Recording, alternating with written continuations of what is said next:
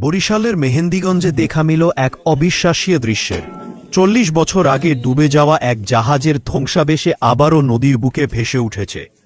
অবাক করার বিষয় হল, দীর্ঘ ৪ দশক নদীর তলদেশে পড়ে থাকার পরও জাহাজের গায়ের রং প্রায় অক্ষত।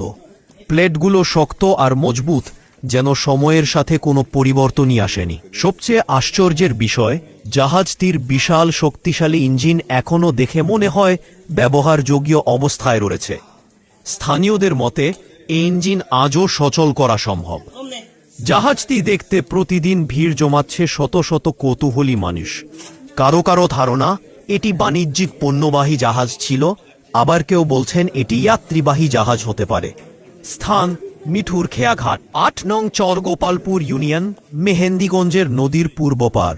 বহু বছর নদীর বুকে লুকিয়ে থাকা এই জাহাজের ধ্বংসাবশেষে আজ ইতিহাসের এক নতুন দলিল হয়ে উঠেছে। ৪ দশক আগে ডুবে যাওয়া এই জাহাজ এখন কেবল ধ্বংসাবশেষ নয়, বরং অতীতের এক নীরব সাক্ষী। সময়ের স্রোত থামিয়ে দিয়ে যেন আজও গল্প শোনাচ্ছে মেহেন্দিগঞ্জবাসীকে।